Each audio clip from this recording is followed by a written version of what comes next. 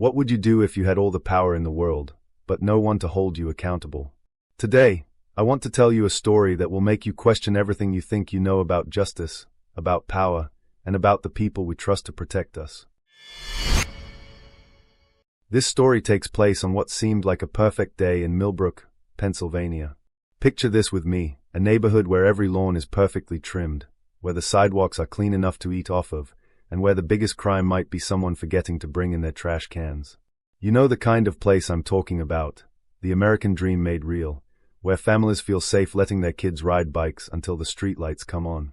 The sun was beating down that afternoon, casting those long, lazy shadows that make everything look peaceful. Joggers moved in steady rhythms along the sidewalks. Dog walkers nodded politely to neighbors. It was the kind of day where nothing bad was supposed to happen. But sometimes, the most devastating moments come disguised as ordinary ones. Let me introduce you to Detective Marcus Rodriguez. 18 years on the force, 18 long years of thinking he'd seen it all. Rodriguez wasn't your typical small-town cop coasting toward retirement. No, this was a man with a reputation. Tough. Direct. The kind of officer who didn't take excuses and didn't back down. Rodriguez had built his entire identity around his badge. He'd tell anyone who'd listen that he had a gift, an instinct for spotting trouble before it started. In his mind, he was the thin blue line protecting good, honest people from the chaos of the world. He genuinely believed he was one of the good guys. And maybe that's what makes this story so heartbreaking. Because Rodriguez didn't think of himself as a bad person. He thought he was protecting his community.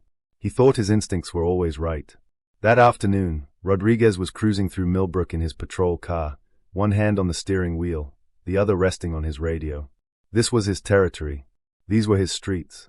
And in his mind, he knew every face that belonged here. That's when he saw her.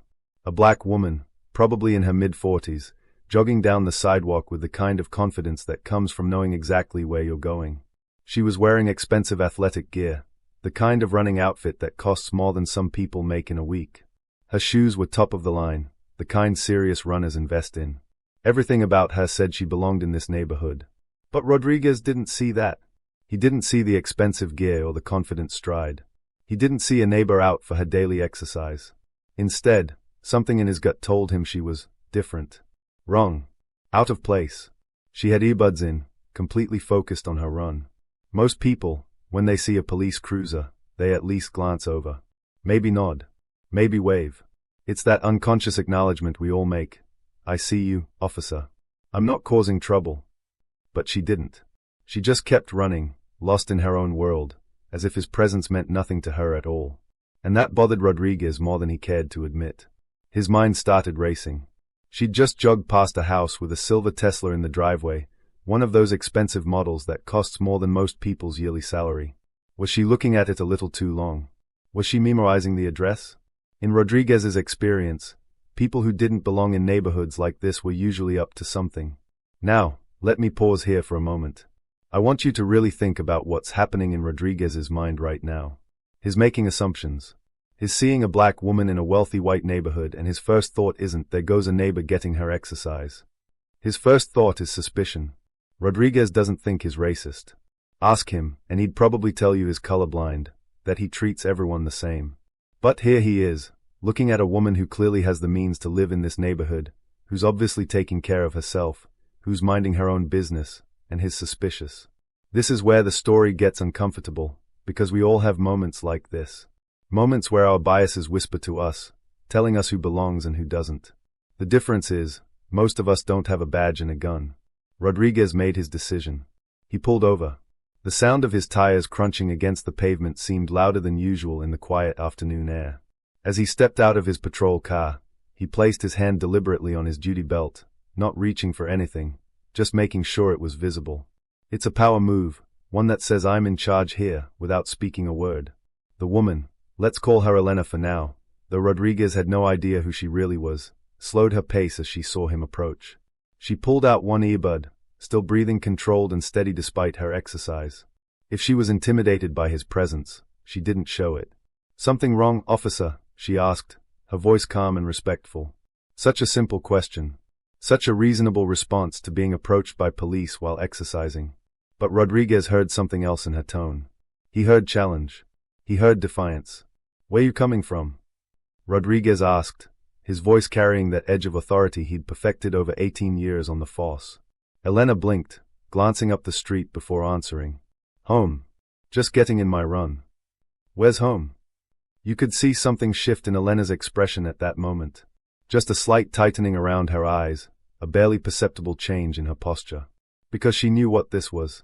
She'd been here before, maybe not in handcuffs, maybe not with this exact officer, but she knew the feeling of being questioned for the crime of existing while black. Couple blocks down, she replied, her voice still measured and calm. Then came the question that would change everything. Got ID on you?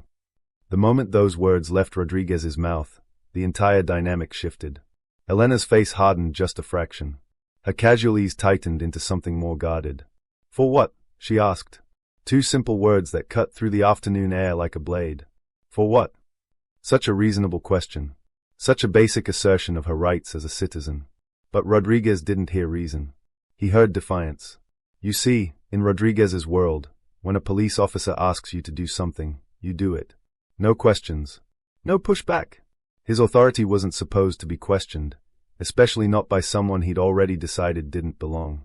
Just need to make sure everything checks out, he said, lifting his chin slightly, studying her with those eyes that had seen 18 years of what he believed was criminal behavior.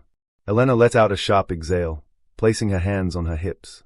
You pulled over to stop a woman jogging in broad daylight because you think I'm a threat? The question hung in the air between them. Around them, the perfect neighborhood continued its peaceful afternoon routine, but the space between Rodriguez and Elena had become electric with tension. Rodriguez didn't answer her question directly. He couldn't, because the honest answer would have revealed too much about his assumptions, his biases, his immediate judgment of who belonged in his neighborhood. Elena huffed a short laugh, not of amusement, but of recognition. She'd played this game before. You know what? Let's just call someone who actually enforces the law correctly. She reached for her phone. And that's when Rodriguez stepped forward. Not aggressively, not violently, but deliberately, purposefully, close enough to make his presence felt, close enough to make his authority known. He said, his voice dropping into that tone every cop learns, the one that says this is your last warning. I'm not going to ask again. Show me some identification. Elena's fingers tightened around her phone. Rodriguez noticed. His 18 years of experience told him this was escalation. This was resistance. This was the moment when things could go bad. But what Rodriguez didn't realize was that he was looking at the situation completely wrong. Elena wasn't escalating anything. She was a citizen asserting her constitutional rights. She was someone who knew the law better than he did. She was someone who understood exactly what was happening and why. Most importantly, Elena was someone who had every right to be exactly where she was, doing exactly what she was doing. The street around them was still quiet, but a few neighbors had started to notice the commotion. An older man working in his garden glanced over. A woman getting her mail paused to watch. Someone across the street had pulled out their phone. Rodriguez felt the eyes on him. He felt his authority being questioned in front of witnesses. And in his mind, the situation had officially escalated beyond his control. I'm investigating suspicious activity, he announced, as if saying it louder would make it more legitimate. What activity? Elena shot back, her composure still intact but her voice carrying an edge now. Rodriguez paused. The question caught him off guard because, honestly, he didn't have a good answer. He'd seen a black woman jogging past expensive houses, and that had been enough for his instincts to kick in. But how do you explain that without sounding exactly like what you are? You were running past a home that had a high-value vehicle in the driveway, he said finally, as if that justified everything. Elena actually laughed at that, a sound completely devoid of humor. You mean the Tesla? So now jogging past a parked car is a crime. The question hit Rodriguez like a slap. Because when she said it like that, when she stripped away all his justifications and assumptions, it sounded exactly as ridiculous as it was. But Rodriguez was too deep in now. Too committed to his version of events. Too invested in being right to admit he was wrong. You're refusing to identify yourself, he said, his jaw tightening. I'm refusing to be harassed, Elena replied. That word. Harassed. It burned in Rodriguez's chest like acid. His authority was being questioned, his professionalism challenged, his very identity as a law enforcement officer called into doubt in front of half the neighborhood. You're resisting my investigation, he declared. Elena's expression hardened. I'm resisting nothing. You're abusing your badge and you know it. Her hand moved toward her phone again. She was going to call for help. She was going to bring in people who might question his judgment, might interfere with his authority, might make him look bad. Rodriguez didn't think. He reacted. He grabbed her wrist. The transformation was instant. One moment, Elena was a jogger asserting her rights. The next, Rodriguez was forcing her arms behind her back, metal handcuffs flashing in the afternoon sun. What the hell? Elena shouted, the first time her composure had truly cracked. She struggled against his grip, but Rodriguez had 18 years of experience in controlling suspects. You're under arrest for obstruction, he said, the words coming automatically, like he was reading from a script he'd memorized years ago. More people stopped to stare. The man in his garden stood up, phone in hand. The woman at the mailbox froze, watching in horror. Someone across the street was definitely recording now. You're making a mistake, Elena said through gritted teeth, fighting to keep her voice controlled even as the cuffs cut into her wrists. Rodriguez tightened the handcuffs, ignoring the growing crowd of witnesses. You should have cooperated. Elena exhaled sharply through her nose, her pulse pounding but her voice still steady when she spoke. You don't even know who I am. Rodriguez pressed his radio. Dispatch, I have a 10 to 15, female suspect, refusing to identify herself. Sending for transport. He was confident. He was in control. He had successfully neutralized what he saw as a threat to his community. In his mind, this was a win. Another day, another job well done.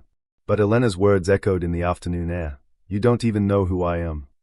Rodriguez should have listened to those words. Should have asked himself why this woman seemed so calm, so confident, even with handcuffs cutting into her wrists. Should have wondered why she wasn't begging or pleading like so many others he'd arrested over the years. Instead, he stood there basking in his sense of authority while the neighborhood watched and phones kept recording. Because Rodriguez truly had no idea who he'd just arrested. No idea that his career was about to end. No idea that everything he thought he knew about power and justice was about to come crashing down around him. The biggest mistake of his life had just been caught on camera, witnessed by a crowd, and there was no taking it back. But that revelation was still coming. And when it arrived, it would change everything, not just for Rodriguez, but for everyone watching. I know that cliffhanger was hard to sit with, Rodriguez standing there, so confident in his actions, while Elena's words echoed in the air. You don't even know who I am. If you're feeling angry right now, if you're feeling frustrated by what you just heard, then you understand exactly how the neighbors felt as they watched this unfold. Because what they were witnessing wasn't just an arrest, it was an abuse of power happening in broad daylight, and everyone could feel it. The steel handcuffs dug into Elena's wrists as Rodriguez tightened his grip. You could see the red marks already forming on her dark skin. But here's what struck everyone watching. Elena's composure never broke. Not completely. Even with metal cutting into her wrists, even with her freedom stripped away for the crime of jogging while black, she maintained a dignity that Rodriguez couldn't touch. You really think this is going to go your way? She asked quietly, her voice steady despite everything. Rodriguez didn't respond. In his mind, he'd already won. He had control of the situation. He had a suspect in custody. The law was on his side, or at least, that's what he'd always believed. But something was changing in the air around them. More neighbors had come out of their houses. An older woman stood on her porch, shaking her head in disgust. A man walking his dog had stopped dead in his tracks, phone out, recording everything. She wasn't doing anything, called out a woman from across the street. She was just jogging. Rodriguez ignored them all. He'd learned long ago to tune out what he called Monday morning quarterbacks, people who thought they knew how to do his job better than he did.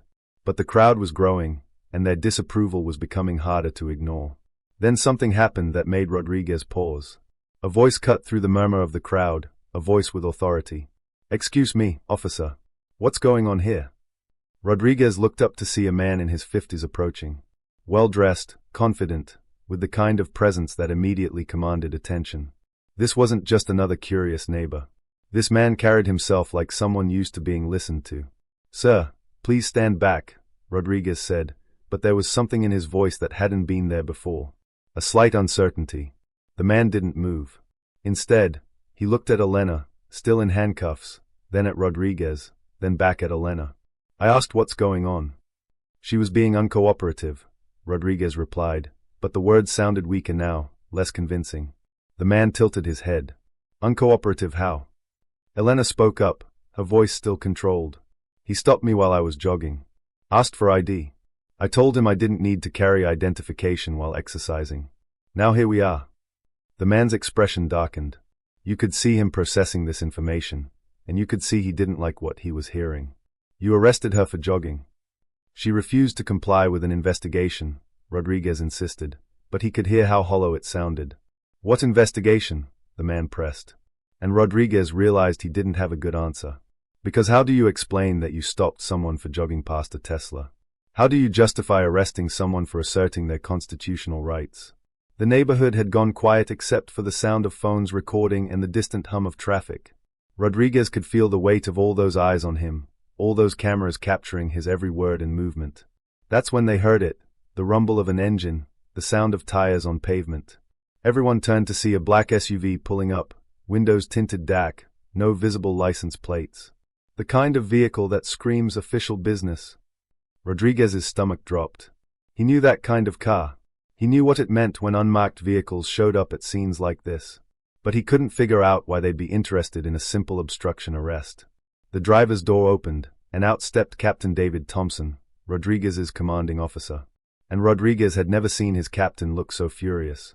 The crowd parted as Thompson strode toward them, his eyes locked on Rodriguez. The air seemed to get thicker with each step he took. Even Elena, still in handcuffs, seemed to sense that everything was about to change. Thompson stopped a few feet away, his jaw tight, his hands clenched at his sides. He looked at Elena, then at the handcuffs, then at the crowd of recording phones, and finally at Rodriguez. When he spoke, his voice was ice cold. Uncuff her. 2 words. That's all it took to shatter Rodriguez's confidence completely. Sir. Rodriguez stammered. I said uncuff her. Now. Rodriguez hesitated. This didn't make sense. His commanding officer was ordering him to release a suspect. But you don't question your captain in front of a crowd, especially when he looks ready to explode. Thompson turned to Elena, and his entire demeanor changed. I'm so sorry. Are you hurt? Elena shook her head slowly. I'm fine. But Rodriguez was anything but fine. Nothing about this made sense. Why was his captain apologizing to his suspect? Why did Thompson seem more concerned about Elena than about supporting his officer? Thompson turned back to Rodriguez, and when he spoke, his voice was deadly quiet. Do you even know who you just put in handcuffs? The question hit Rodriguez like a physical blow. The street fell silent. Even the distant traffic seemed to quiet down, as if the whole world was waiting for an answer. Rodriguez swallowed hard. Sir, she refused to identify herself. That's because she doesn't have to, Thompson replied, stepping closer. That's because she was exercising her constitutional rights as a citizen of the United States. Rodriguez could feel his world starting to tilt.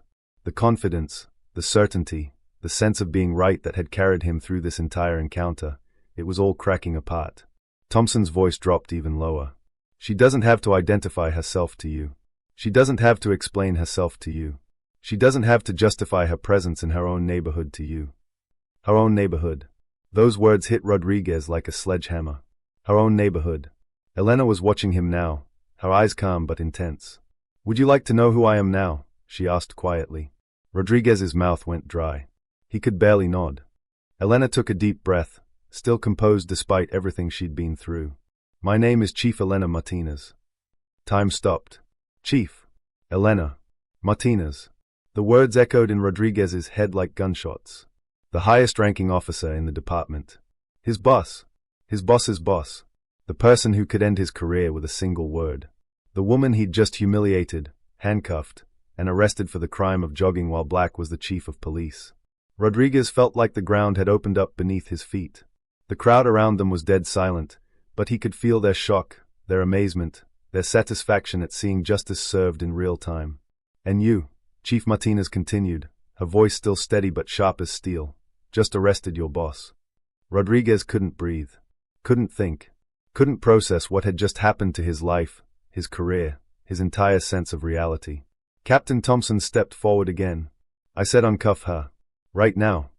Rodriguez's hands shook as he fumbled for his keys. The handcuffs seemed to take forever to unlock, and when they finally fell away, the red marks on Chief Martinez's wrists stood out like accusations against his soul.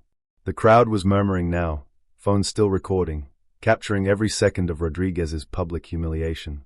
But Chief Martinez raised her hand, and somehow, everyone fell quiet. "You want to know what just happened here?" she said, her voice carrying across the street. "This officer saw a black woman jogging in a nice neighborhood and decided I didn't belong. He didn't see my expensive running gear, didn't consider that I might live here, didn't think for 1 second that I might have every right to be exactly where I was."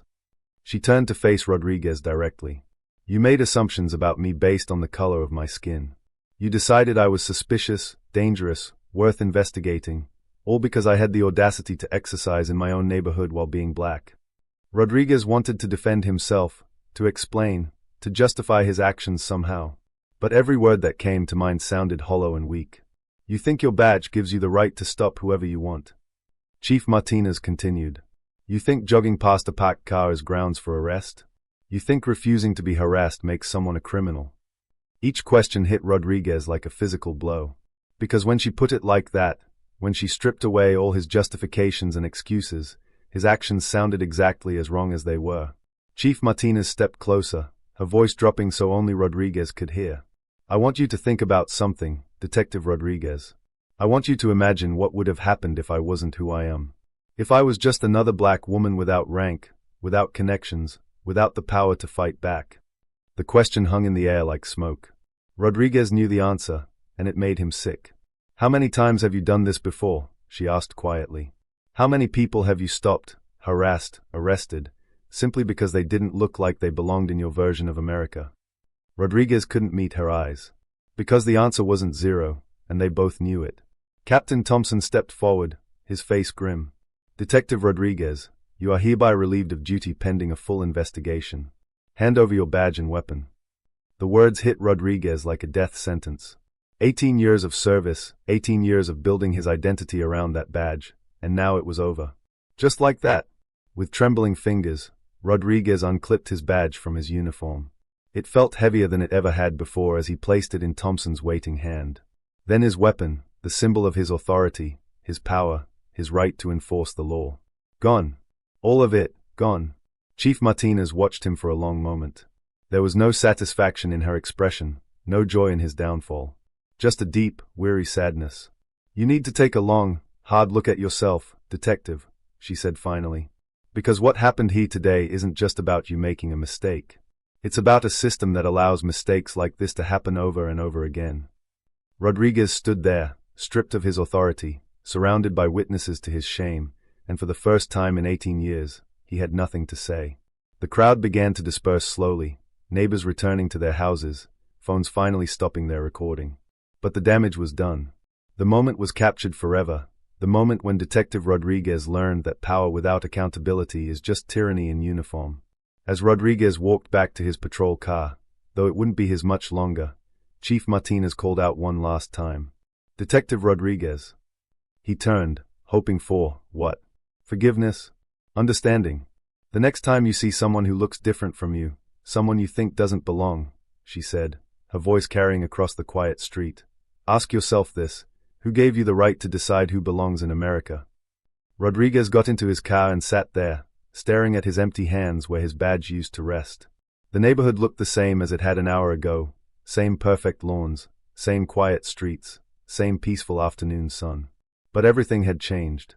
For the first time in 18 years, Rodriguez questioned everything he thought he knew about justice, about fairness, about the difference between protecting and serving versus controlling and intimidating. Chief Martinez's SUV pulled away, and Rodriguez was left alone with the hardest question of his life. How many innocent people had he hurt because he let his biases disguise themselves as police work? This story isn't just about Detective Rodriguez making the worst mistake of his career. It's about all of us. It's about the assumptions we make, the biases we carry, the way we decide who belongs and who doesn't based on nothing more than appearance. Chief Martinez could have destroyed Rodriguez that day, could have made him pay for every moment of humiliation, every second of injustice.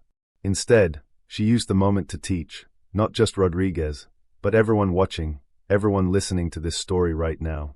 The question she left him with is the same question I'm leaving you with. Who gave any of us the right to decide who belongs in America? Because until we can answer that question honestly, until we can look at our own biases and assumptions, stories like this will keep happening. And the next person might not have a badge and rank to protect them.